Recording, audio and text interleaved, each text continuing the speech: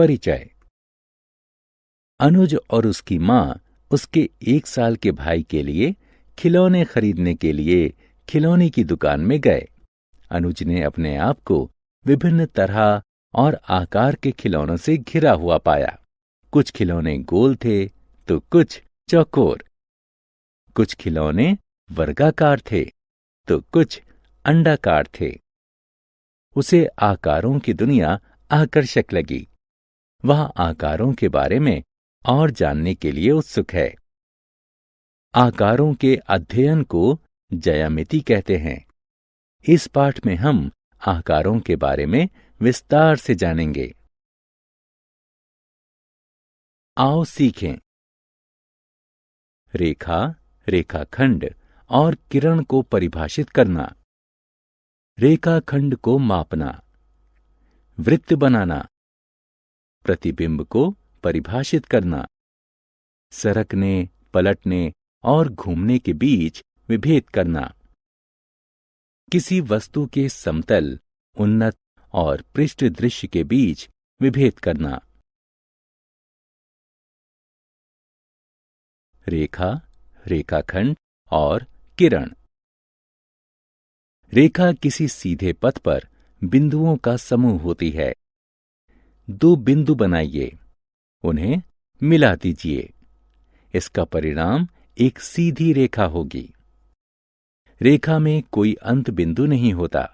ये दोनों सिरों की तरफ अनंत दूरी तक बढ़ाई जा सकती हैं। रेखाखंड रेखा का भाग होता है। इसमें 2 अंत बिंदु होते हैं। इसकी लंबाई निश्चित होती है और इसे बढ़ाया नहीं जा सकता।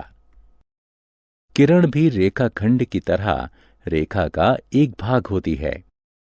हालांकि इसमें सिर्फ एक अंत बिंदु होता है, अतः इसे एक सिरे की तरफ अनंत दूरी तक बढ़ाया जा सकता है।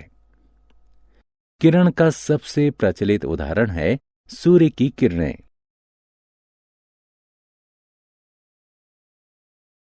रेखाखंड को मापना। आइए सेंटीमीटर स्केल की सहायता से एक रेखाखंड को मापें।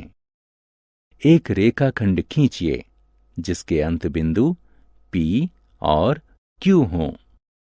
स्केल के शून्य स्थान को ठीक बिंदु P के बराबर में रखें। देखिए कि बिंदु Q स्केल की किस संख्या के सामने है। Q संख्या 6 के सामने है। संख्या 0 और 6 के बीच 6 सेंटीमीटर की दूरी है। इसका अर्थ है कि रेखाखंड PQ की लंबाई 6 सेंटीमीटर है। वृत्त। यहां बहुत सी वस्तुएं हैं।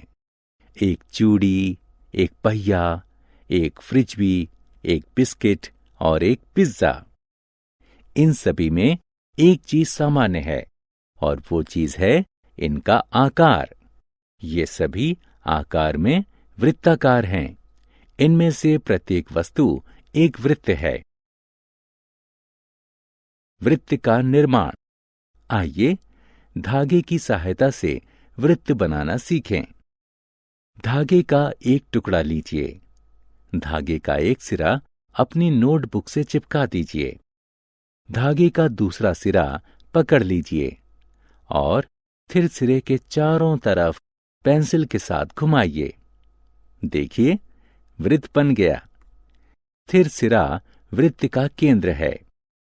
केंद्र से वृत्त की परिधि तक धागे की लंबाई वृत्त की त्रिज्या है। आकारों को बिछाना या चौपड़ बनाना। रजनी दवा खाने जा रही है। उसने चलते हुए ध्यान दिया कि पैदल पथ पर असमान आकार की टाइलें बिछी हुई हैं। उसने देखा कि टाइलों को बिना किसी अंतराल के एक साथ लगाया गया है। इतना ही नहीं, टाइलें एक दूसरे को आच्छादित यानी ओवरलैप भी नहीं कर रही हैं। टाइलें एक चौपड़ बना रही हैं। चौपड़ ज्यामिति आकारों के आवर्ती प्रयोगों से बनाई गई ऐसी द्विविमीय आकृति है जिसमें आकारों के बीच कोई अंतराल या आच्छादन नहीं रहता। घन और घनाभ का जाल बनाना।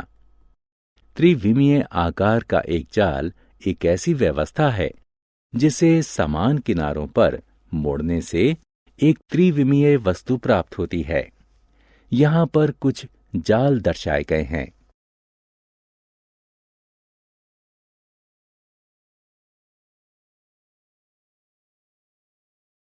प्रतिबिंब।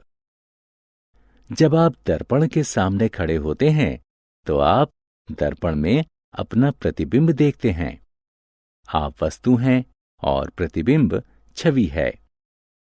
प्रतिबिंब के बारे में कुछ मनोरंजक जानकारियां निम्न हैं। वस्तु और दर्पण के बीच की दूरी उतनी ही होती है जितनी कि दर्पण और छवि के बीच होती है। वस्तु और छवि का माप और आकार बिल्कुल समान होता है।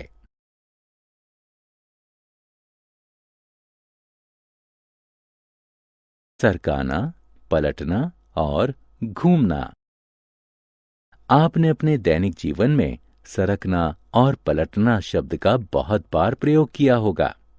आइए देखें कि गणित में इनका क्या अर्थ है। किसी वस्तु को बिना उसके माप या आकार को बिगाड़े किसी तल के बराबर आगे बढ़ने को सरकना कहते हैं। अपने दैनिक जीवन में हम सरकाने का प्रयोग देख सकते हैं। कैरम खेलते समय हम कैरम की गोटियों को स्ट्राइकर से मारकर सरकाते हैं। बच्चे सरकने में बहुत आनंद पाते हैं। किसी वस्तु की दर्पण छवि बनाने को पलटना कहते हैं। अपने दैनिक जीवन में हम पलटने की कई घटनाओं से परिचित होते हैं। उदाहरण स्वरूप, हमारा दाहिना हाथ हमारे बाएं हाथ की दर्पण छवि होता है। इसलिए यदि हम अपने बाएं हाथ को पलट दें तो हमें हमारा दायां हाथ मिल जाएगा। इसी प्रकार दाएं पैर की चप्पल बाएं पैर की चप्पल की दर्पण छवि होती है। सरकने या पलटने से वस्तु का माप या आकार नहीं बदलते। एक सादी आकृति का एक निश्चित बिंदु के चारों तरफ चक्कर लगाना घूमना कहलाता है। दैनिक जीवन में घूमने का उदाहरण है पवन चक्की।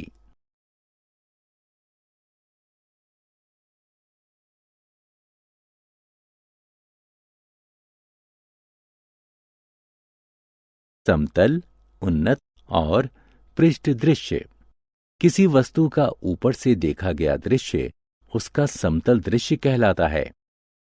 किसी वस्तु का सामने से देखा गया दृश्य उसका उन्नत दृश्य कहलाता है। किसी वस्तु का बगल से देखा गया दृश्य उसका पृष्ठ दृश्य कहलाता है। इस अलमारी को देखिए, यह अलमारी का समतल दृश्य है। ये उन्नत दृश्य है और यह पृष्ठ दृश्य है।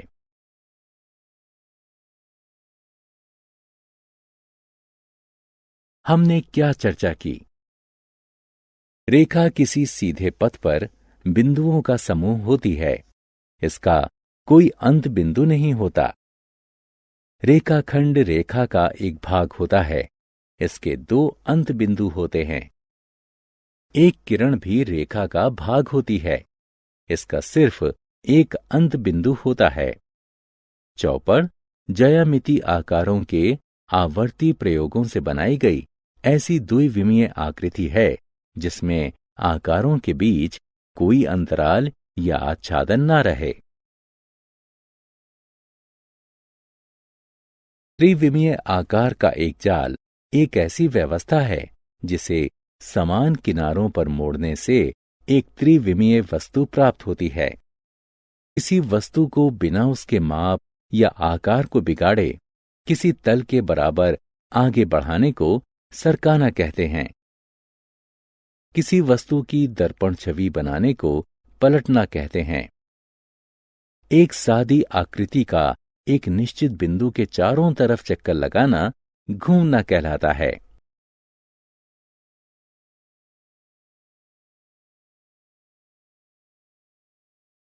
किसी वस्तु को दिखाना ऊपर से समतल दृश्य कहलाता है। सामने से उन्नत दृश्य कहलाता है। बगल से पृष्ठ दृश्य कहलाता है।